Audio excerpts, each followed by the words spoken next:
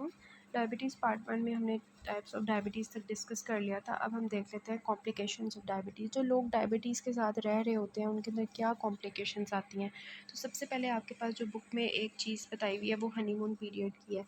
Honeymoon period क्या होता है कि सबसे पहले मैंने आपको बताया डायबिटीज़ टाइप 1 में इंसुलिन का रिसेप्टर ठीक होता है, लेकिन इंसुलिन बन नहीं रही होती। हमारे जो पैंक्रियाज के सेल्स होते हैं, बीटा सेल्स, ठीक है, वो ख़राब हो जाते हैं। अब ज़रूरी नहीं है कि सारे सेल्स ही ख़राब हों। शुरू में हमारे कुछ बीटा सेल्स ख़राब होते हैं। ये ब्लैक वाले मैं आपको बताती हूँ कि ब्लैक वाले ख़राब हो गए हैं, ब्लैक वाले ख़राब हो गए हैं, लेकिन जो ग्रीन वाले हैं ना, कुछ वो इंसुलिन बना रहे होते हैं, ठीक है? वो इंसुलिन बना रहे होते हैं। कुछ सेल्स नहीं बना रहे होते, कुछ सेल्स बना रहे होते हैं। तो शुरू में ऐसे लोगों के अंदर ना, हम बाहर से इंसुलिन जो देते हैं उसकी अमाउंट कम चाहिए होती है, ठीक है, कम चाहिए होती है। वो हमें इतनी ज़्यादा नहीं देनी पड़ती, लेकिन आहिस्ता-आहिस्ता क्या होता है कि ऑटो इम्यून डिज़ीज़ जब बढ़ जाती है तो ऑब्वियसली आहिस्ता-आहिस्ता सारे सेल्स ख़राब हो जाएँगे और फिर उनकी इंसुलिन की प्रॉब्लम जो है वो ज़्यादा हो जाएगी। उनको फिर हाई डोज़ इंसुलिन चाहिए होती है। तो वो वाली कंडीशन, वो वाली स्टेट जिसमें उनके अंदर जो है वो एक्चुअली इंसुलिन की अमाउंट कम चाहिए होती है, बाहर से एक्सोजेनस इंसुलिन उनको कम चाहिए होती है, और उनके जो सिम्पटम्स होते हैं वो 1 से 2 साल जो इंसुलिन के होते हैं, मतलब डेफिशिएंसी के, डायबिटीज़ के, वो कम होते हैं। इसको हम हनीमून पीरियड कहते हैं, ठीक है। उसके बाद हम बात करते हैं अपने बहुत ही इंपॉर्टेंट कॉन्सेप्ट की, और वो है इनकी कॉम्प्लिकेशन।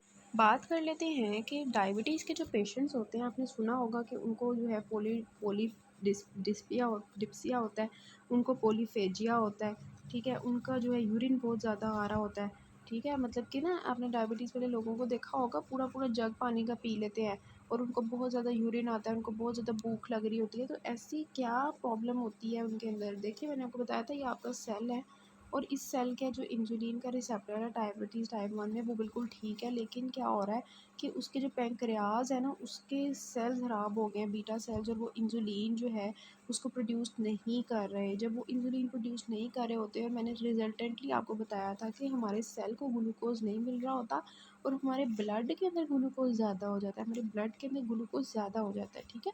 अब जब हमारे सेल्स को ग्लूकोज़ नहीं मिल रहा होता, तो वो क्या करता है कि वो अपनी एनर्जी को तो उसने पूरा करना है, उसको तो एनर्जी की ज़रूरत है। तो हमारे जो मसल्स होते हैं ना, हमारे जो मसल्स होते हैं वो अपनी प्रोटीन्स बाहर निकालना शुरू कर देते हैं। हमारे जो फैट सेल्स होते हैं, हमारे जो फैट सेल्स होते हैं, एडिपोज़ टिश्यूज़ होते हैं, वो अपनी फ़ैट्स को ब्रेक डाउन करके अपनी जो फ़ैट होती है उसको बाहर निकालना शुरू कर देते हैं ब्लड के अंदर। अब ब्लड के अंदर क्या होगा, अल्टीमेटली 3 चीज़ें ज़्यादा हो जाएँगी। 3 चीज़ें ज़्यादा हो जाएँगी, ग्लूकोज़ ज़्यादा हो जाएगा, प्रोटीन्स आना शुरू हो जाएँगी, और हमारे जो लिपिड्स के फैट्स हैं वो भी बाहर आना शुरू हो जाएँगे। रिज़ल्टेंटली क्या होगा, हमारे मसल्स, हमारे ये जो मसल्स हैं, इनकी इनकी जो है वो वीकनेस हो जाएगी, क्योंकि प्रोटीन सारी उनकी बाहर आती जा रही है। हमारे एडिपोज सेल्स, फैट्स ख़त्म होना शुरू हो जाएंगे। इसलिए आप ऐसे लोगों को देखते हो, इतने ज़्यादा वीक हो गए होते हैं। डायबिटिक लोग आपने देखे होंगे, इतने ज़्यादा वीक हो गए होते हैं ना, उनके मसल्स होते हैं ना, उनकी फैट्स होती है, आहिस्ता आहिस्ता वो वीक होना शुरू हो जाते हैं। क्यों?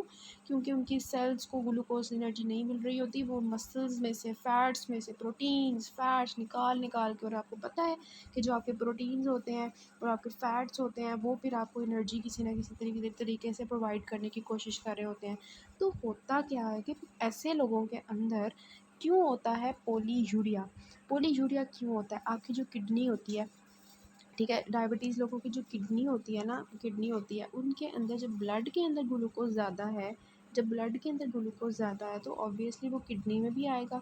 जब वो किडनी में आएगा तो किडनी उसको यूरिन में निकालने की कोशिश करेगी। जब वो किडनी जो है उसको यूरिन में निकालने की कोशिश करेगी, तो खुद सोचें, जब ग्लूकोज़ हमारे ट्यूब्यूल्स के अंदर ज़्यादा आएगा तो उसके पीछे-पीछे वाटर भी ज़्यादा आएगा। ठीक है? उसको ऑस्मोटिक जो हमारे पास होता है कि जहाँ पे सोल्यूट्स होंगे वहाँ पे ही हमारे पानी ने मूव करना होता है। तो इस वजह से उनके यूरिन के अंदर जो है वो ग्लूकोज़ ज़्यादा है। ऐसे डायबिटिक लोगों में जो है वो पोलीयूरिया होगा। सारा उनका पानी जो है बॉडी का वो बाहर निकलता जाएगा ग्लूकोज़ के थ्रू। तो ऐसे लोगों को इसलिए होता है क्या, पोलीयूरिया, ठीक है? पोलीयूरिया। दूसरा होता है पॉलीडिप्सिया, ऑब्वियसली उनके पानी उनके बॉडी से बाहर निकलता जा रहा है तो उनको पॉलीडिप्सिया होगा, ठीक है। दूसरा हो गया पॉलीडिप्सिया, समझ आ गई। अच्छा, पॉलीफेजिया क्यों होगा, मैंने आपको बता दिया। पॉलीफेजिया के उनको बहुत ज़्यादा भूख लगेगी, क्यों लगेगी, क्योंकि उनके बॉडी के सेल्स जो हैं उनकी सारी एनर्जी निकलती जा रही है, उनके प्रोटीन्स फैट्स सारा कुछ निकलता जा रहा है, ऊपर से ग्लूकोज बाहर निकलता जा रहा है, मतलब इस तरह से उनके सारे भूखे हो जाएंगे सेल्स, ठीक है। सो इसलिए ये पॉलीयूरिया, पॉलीफेजिया, पॉलीडिप्सिया होता है। एक हमारे पास होता है कंसेप्ट कि आपकी डायबिटिक कीटोएसिडोसिस, जब हमारी बॉडी के अंदर diabetic ketoacidosis is a very emergency condition होती है डायबिटिक कीटोएसिडोसिस की। डायबिटिक कीटोएसिडोसिस क्या होता है कि आपकी जो है कीटोएसिडोसिस हो जाती है, मीन्स दैट ऐसे लोगों के अंदर ग्लूकोज़ जब बहुत ज़्यादा ब्लड के अंदर ज़्यादा हो जाता है ना, फिर ये कंडीशन आती है कीटोएसिडोसिस की, उसको हम डिस्कस करते हैं। ये देखें, इसमें देखें कि आपकी जो इंसुलिन होती है ना, वो इनहिबिट कर रही होती है लाइपेज़ को, नॉर्मली इनहिबिट कर रही होती है लाइपेज़ को, ताकि जो हमारे फैट्स हैं वो बने रहें। मैंने आपको बताया ना, इंसुलिन जो होती है वो फ़ैट को बनाती है, ठीक है, फ़ैट को तोड़ने नहीं देती।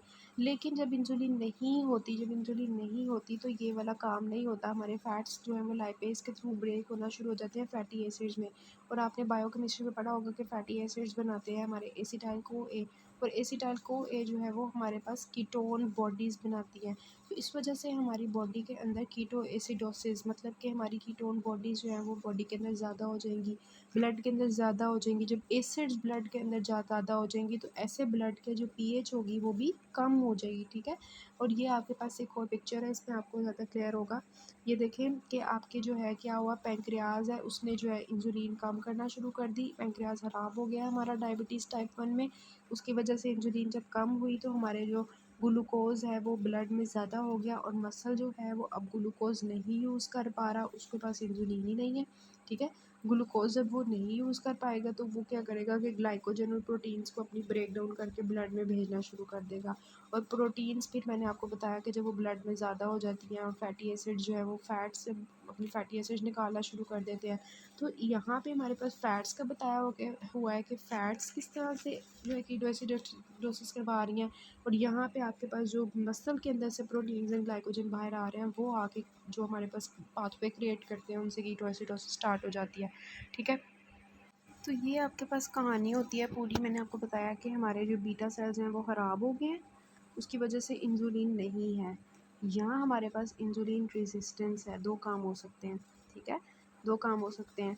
तो उसकी वजह से क्या होगा, हमारे तीन चीज़ें हम बार बार डिस्कस कर रहे हैं, फैट सेल्स, ठीक है, मसल सेल्स और हमारे जो लिवर है। अब फैट्स क्या होंगे, हमारे इंसुलिन नहीं है तो वो हमारी जो फैट्स होंगे इंसुलिन ने उसको स्टोर करना था, अब वो हमारे पास बाहर आना शुरू हो जाएंगे, फ्री फैटी एसिड्स ब्लड में ज़्यादा हो जाएंगे, मसल्स में से प्रोटीन्स बाहर आना शुरू हो जाएंगी, ठीक है। और हमारा जो लिवर है वो क्या करेगा कि वो ग्लूकोनियोजेनेसिस करवाना शुरू कर देगा, और ग्लूकागोन जो है उसको ग्लूकोज में कन्वर्ट करना शुरू कर देगा, ठीक है। तो ये तीन चीज़ें हो गई। उसके बाद मैंने आपको बता दिया कि पॉलीफेजिया डेवलप हो जाएगा इसकी वजह से कि हमारी बॉडी को भूख लगेगी, बहुत ज़्यादा भूख लगेगी ना, जब फैट्स भी निकल गए मसल्स भी निकल गए तो उसकी वजह से पॉलीफेजिया हो जाएगा। अच्छा, उसके बाद हमारे पास बता रहे हैं कि हाइपरग्लाइसीमिया पेशेंट को हुआ होगा, और कीटोएसिडोसिस मैंने आपको बता दिया कि जब हमारी बॉडी में जो ग्लूकोज़ होता है वो ब्लड में ज़्यादा हो जाता है, हमारी जो दूसरे सेल्स होते हैं उनको एनर्जी नहीं मिल रही होती, उनको एनर्जी की ज़रूरत होती है। जब उनको एनर्जी नहीं मिल रही होती तो वो हमारे मसल्स में से, हमारी फैट्स में से एनर्जी लेना शुरू कर देते हैं, प्रोटीन्स की फॉर्म में, फ्री फैटी एसिड्स की फॉर्म में, और उनको कीटो एसिड्स में कन्वर्ट करना शुरू कर देते हैं। तो उसको जब वो बहुत ज़्यादा हो जाते हैं तो उसको हम कहते हैं ketoacidosis, and it is a very emergency condition which leads to diabetic coma. Patient जो है वो कोमा की स्टेट में एक किस्म का चला जाता है, जिसमें उसके ब्लड ग्लूकोज बहुत ज़्यादा हद हद से ज़्यादा इंक्रीज़ हो गया होता है, और उसको डिहाइड्रेशन हो जाती है, पेशेंट जो है वो मतलब कोमा की स्टेट में चला जाता है। तो इसको हम कहते हैं डायबिटिक कोमा, ठीक है। और ये एक्चुअली हमारे ब्रेन इस पे इफ़ेक्ट होना शुरू हो जाता है, क्योंकि ब्रेन के अंदर अब हमारी बॉडी में as a whole metabolic acidosis की स्टेज है, और पीएच बहुत ज़्यादा कम हो गई है, तो उसकी वजह से ब्रेन इफ़ेक्ट होना शुरू हो जाता है, और ब्रेन जब इफ़ेक्ट होता है तो it leads to diabetic coma, ठीक है। और ये आगे बाकी मैंने आपको बता दिया कि किस तरह से पोलीयूरिया हो रहा है, ठीक है, और हमारे जो है पोलीडिप्सिया हो रहा है, और हमारे dehydration as a whole body में हो रही है। तो ये आपने जो है ना स्केच इसका इंपॉर्टेंट है, ये आपने याद रखना है। कीटो एसिडोसिस में ना आपने 2 चीज़ें ज़रूर याद रखनी है कि पेशेंट को बहुत ज़्यादा सीवियर डिहाइड्रेशन हो जाती है, ठीक है?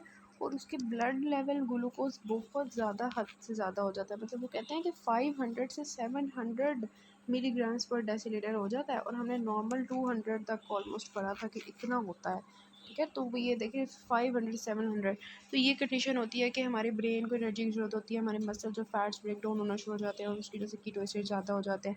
अब ये वाली जो स्टेज होती है ना, ज़्यादातर वो हमारे पास याद रखना, टाइप 1 और टाइप 2 डायबिटीज़ में डिफरेंस क्या होता है। टाइप 1 डायबिटीज़ में इसका ज़्यादा हमारे पास जो है ना कीटो एसिडोसिस की कंडीशन आती है और पेशेंट जो डायबिटिक कोमा में चला जाता है, बिकॉज़ इसमें आपकी सिरे से इंसुलिन बन ही नहीं रही, ठीक है। टाइप 2 डायबिटीज़ में फिर भी आपकी थोड़ी सी इंसुलिन बन रही होती है, तो इस वजह से ना यहाँ पे आपके पास जो होता है ना हाइपर ऑस्मोलिक नॉन कीटोटिक कोमा होता है कि कीटो एसिडोसिस नहीं हुई होती, लेकिन because of the glucose high level, because of the dehydration patient जो है वो कोमा में जाता है।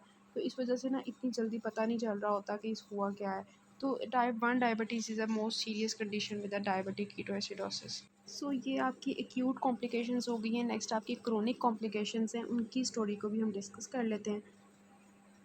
अब जो क्रोनिक कॉम्प्लिकेशंस होती हैं वो 3 तरह की होती है। रेटिनोपैथी होती है, न्यूरोपैथी होती है, नेफ्रोपैथी होती है और इसके अलावा आप कह सकते हो कि जो है न्यूरोपैथी होती है। तो सबसे पहले हम बात कर लेते हैं कि इन पेशेंट्स के अंदर जो है वो कैसे डेवलप होती है माइक्रो एंजियोपैथी। होता क्या है कि हमारी नॉर्मली जो हमारी प्रोटीन्स होती हैं ना, वो हमारे ग्लूकोज़ के साथ जो है वो मिलती हैं एक एंजाइम की वजह से। इसका डिटेल में नहीं जाना, बस ये याद रखना है कि प्रोटीन्स ग्लूकोज के साथ अगर जॉइन होना तो वो एक एंजाइम की मदद से होती है। लेकिन अगर फॉर एग्जांपल डायबिटीज़ है तो उसमें ग्लूकोज का लेवल बहुत ज़्यादा हाई हो जाता है, जिसकी वजह से नॉन एंजाइमेटिक हमारे पास जो है ना ग्लाइकेशन पाथवे स्टार्ट हो जाता है, जिसमें नॉन एंजाइम की प्रेजेंस होती नहीं है। तो हमारा ग्लूकोज जो है ना प्रोटीन्स के साथ बाइंड होता जाता है, होता जाता है, होता जाता है। अब जो बाइंड होता जाता है, अब हमारी बॉडी में कहाँ कहाँ प्रोटीन्स हैं। ब्लड वेसल्स की बात कर लेते हैं। हमारी ब्लड वेसल्स में आपको पता है बेसमेंट मेम्ब्रेन होती है और बेसमेंट मेम्ब्रेन में हमारी जो ये सेल्स होते हैं एक दूसरे के साथ ई के एडहेरेंस के थ्रू जो है वो अटैच होते हैं। इसके अलावा आपको पता है हमारी बेसमेंट हमारी ये जो होती है ब्लड वेसल की वॉल होती है, इसमें कोलेजन होता है, एक्स्ट्रा सेलुलर मैट्रिक्स होता है। तो अब जब हमारा ग्लूकोज बहुत ज़्यादा हो जाता है तो वो इन प्रोटीन्स के साथ नॉन एंजाइमेटिक ग्लाइकेशन स्टार्ट कर देता है। उसकी वजह से क्या होता है कि जो हमारी एंडोथेलियल सेल्स होती हैं उनके डैमेज स्टार्ट हो जाता है। जब हमारे एंडोथेलियल सेल्स का डैमेज स्टार्ट हो जाता है तो आपने जो है वो पैथोलॉजी में पढ़ा होगा कि जब भी हमारे एंडोथेलियल डिसफंक्शन होती है, उसकी वॉल में कोई भी डिस्ट्रक्शन स्टार्ट होती है, तो उसकी वजह से हमारे पास क्लॉट्स बनना शुरू हो जाते हैं। सो ऑब्वियसली हमारे जो डायबिटीज़ के लोग होंगे उनके अंदर क्या होगा, उनके अंदर माइक्रो एंजियोपैथी की कंडीशन आना शुरू हो जाएगी कि उनके छोटे छोटे हमारे पास जो है ब्लड क्लॉट्स शुरू हो जाएंगे। उसकी वजह से क्या होगा कि फॉर एग्जांपल अगर उनके पाँव पाँव की ब्लड वेसल्स जो हैं वो ब्लॉक हो गई हैं, तो उनके पाँव के अंदर जो है फॉर एग्जांपल नहीं जाता क्या ब्लड, ठीक है। ज़्यादातर यहाँ पे ही जो हमारे पास पेरिफेरल एरियाज़ होते हैं ना, उनके अंदर ज़्यादा प्रॉब्लम आती है। तो उसकी वजह से आपने सुना होगा कि डायबिटिक फुट हो गया, गैंग्रीन हो गई है, तो ये आपने कॉमनली सुना होगा। तो इसकी कहानी ये होती है नॉन एंजाइमेटिक ग्लाइकेशन, ठीक है। तो ये आपके पास हो गया, एक हमने डिस्कस कर लिया which was the micro angiopathy. दूसरा हमारे पास आता है, आप बात कर लेते हैं अपने पोलियोल पाथवे, ठीक है। आपको पता है जब हमारा जो लेंस होता है, ठीक है, उसके अंदर क्या होता है कि हमारा ग्लूकोज जाता है। ग्लूकोज जो है वो सॉर्बिटोल में कन्वर्ट होता है और सॉर्बिटोल जो है वो फ्रक्टोज में कन्वर्ट होता है। ये नॉर्मल मैकेनिज़्म होता है, ठीक है। लेकिन हमारा जो ग्लूकोज होता है जब वो डायबिटीज़ में बहुत ज़्यादा हो जाता है तो वो हमारे लेंस में ज़्यादा जाएगा। जितना ज़्यादा जाएगा उतना ज़्यादा जो है वो सॉर्बिटोल बनता जाएगा, बनता जाएगा, बनता जाएगा। अब क्या होगा कि हमारे लेंस के अंदर क्या होगा, हमारे लेंस के अंदर सॉर्बिटोल की अमाउंट बहुत ज़्यादा हो जाएगी। जब सॉर्बिटोल की अमाउंट बहुत ज़्यादा हो जाएगी तो वो हमारे वाटर को अट्रैक्ट करेगा। वाटर को अट्रैक्ट करेगा तो हमारे लेंस में पानी भर जाएगा। जब लेंस में पानी भर जाएगा तो उसकी वजह से क्या होगा, उसकी वजह से होगा कैटरैक्ट, ठीक है। कैटरैक्ट फॉर्मेशन हो जाएगी, लेंस का जो है वो कैटरैक्ट फॉर्मेशन हो जाएगी। तो इस वजह से पेशेंट्स को जो है वो कैटरैक्ट, इसको हम कहते हैं पोलियोल पाथवे, ये वाली कंडीशन आती है। ये भी हमारे पास क्रोनिक कॉम्प्लिकेशन होती है डायबिटीज़। फिर जो एक तीसरी बात आती है वो ये आती है कि पेशेंट्स के अंदर जो है वो किस तरह से डेवलप होता है रेटिनोपैथी, ठीक है। होता क्या है कि जब हमारी बॉडी में जो है वो ग्लूकोज ज़्यादा होता है, ठीक है, ये मैंने कलर दूसरा ले लिया हुआ है। जब हमारी बॉडी में ग्लूकोज ज़्यादा होता है ग्लूकोज जब ज़्यादा होता है तो वो डैग को ज़्यादा करता है, ठीक है। डैग को ज़्यादा किया, डैग ने क्या किया, प्रोटीन काइनेज सी की एक्टिवेशन करवाई। ये वाला पाथवे आपको आता होगा, आपने पढ़ा होगा बायोकेमिस्ट्री में। पीकेसी जब एक्टिवेट होता है प्रोटीन काइनेज सी, तो वो दो काम करता है। एक वो हमारे पास वेज एफ की प्रोडक्शन करता है, ठीक है, और दूसरा वो जो है हमारे पास ट्रांसफॉर्मिंग ग्रोथ फैक्टर की अमाउंट को ज़्यादा करता है। अब जब रेटिना के अंदर हमारी जो रेटिना होती है उसके अंदर वेज ज़्यादा होगा तो न्यूवास्कुलराइजेशन होगी, ट्रांसफॉर्मिंग ग्रोथ फैक्टर ज़्यादा होगा तो हमारे ईसीएम कंपोनेंट ज़्यादा हो जाएंगे, एक्स्ट्रा सेलुलर मैट्रिक्स ज़्यादा बनना शुरू हो जाएगा, और ऐसे पेशेंट्स के अंदर फिर रेटिनोपैथी भी हो जाएगी, ठीक है। और न्यूरोपैथी भी हमारे पास इसी तरह से होती है कि ग्लूकोज बहुत ज़्यादा ब्लड में है, उसकी वजह से नर्व्स डैमेज होना शुरू हो जाती हैं, तो फिर ये वाली कंडीशंस आती हैं। सो ये आपके पास फिगर है आपकी बुक की, इसमें आपको रेटिनोपैथी दिखाई हुई है, देखें रेटिनो आँख के अंदर क्या-क्या हो रहा है। रेटिनोपैथी मैंने आपको बता दिया किस तरह से होती है, कैटरैक्ट्स बनते हैं, ग्लाकोमा भी हो जाता है ऐसे पेशेंट्स में, तो कैटरैक्ट की वजह से ग्लाकोमा भी बन सकता है, ये तो आपको पता होगा, ठीक है। इसके अलावा माइक्रो एंजियोपैथी की वजह से हमारे सेरिब्रल वैस्कुलर इन्फार्क्ट्स और हेमरेज स्टार्ट हो जाता है। पेशेंट्स को हाइपरटेंशन माइक्रो एंजियोपैथी की वजह से होगी, माइक्रो एंजियोपैथी की वजह से एथेरोस्क्लेरोसिस होगी, हार्ट अटैक होगा, ठीक है। पैंक्रियाज में देखेंगे तो ये वाली प्रॉब्लम्स होंगी कि जो आइलर सेल होंगे वो हमारे पास लॉस होना शुरू हो जाएंगे, ठीक है। किडनी होगी, उसके अंदर अपनी प्रॉब्लम स्टार्ट हो जाएंगी ग्लूकोज ज़्यादा होने की वजह से, ठीक है। क्यों होंगी, क्योंकि ऑब्वियसली ब्लड वेसल्स ब्लॉक हैं, किडनी की भी उसकी भी प्रॉब्लम आएगी, ठीक है।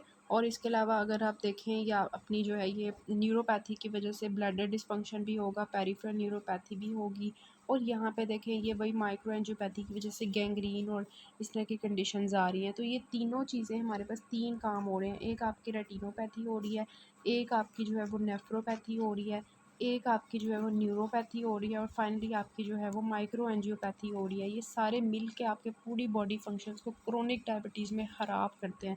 तो ये वाला आपने फिगर याद रखनी है। तो डायबिटीज़ का हमने इस पेज तक पढ़ लिया, और बाकी जो है यहाँ तक आपकी डायबिटीज़ बहुत ज़्यादा इंपॉर्टेंट थी, ठीक है।